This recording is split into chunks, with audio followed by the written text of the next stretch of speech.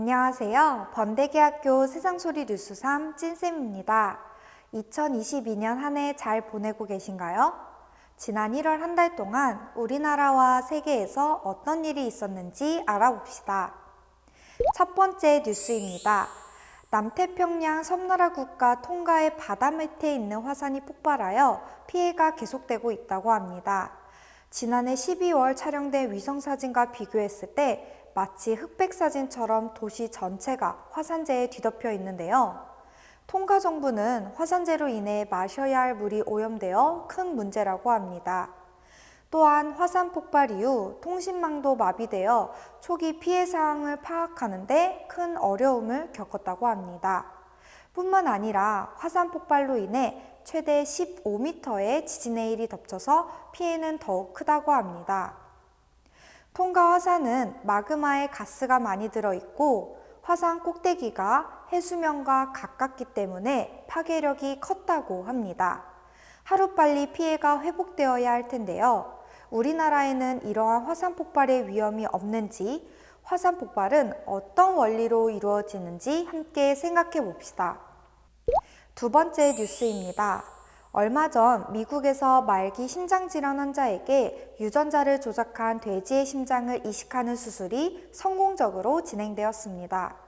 당시 죽음을 앞두고 있던 이 환자는 이식 수술 뒤 현재까지 무사히 회복되고 있다고 합니다.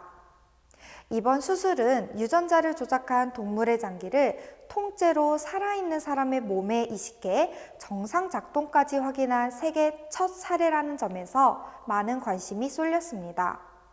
동물 장기 이식에서 가장 큰 문제가 되는 것은 거부 반응인데요. 의료진은 인간에게 거부 반응을 일으키는 돼지의 유전자를 없애고 인간의 유전자 일부를 돼지에 넣는 방식으로 이 문제를 풀었다고 합니다.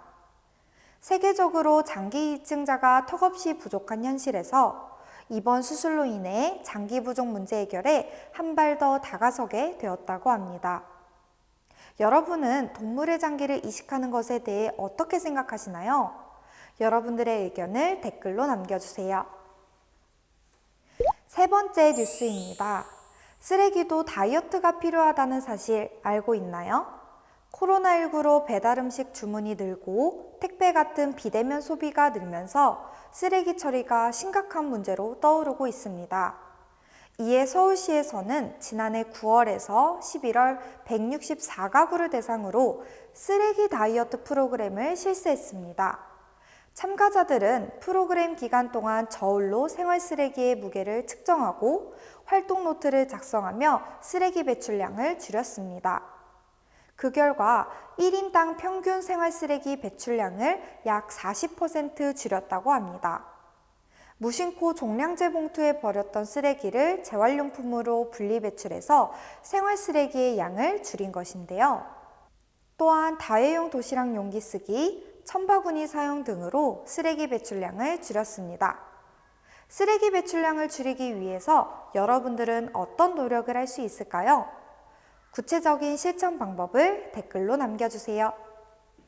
이상 세상소리 뉴스 3 찐쌤이었습니다. 감사합니다.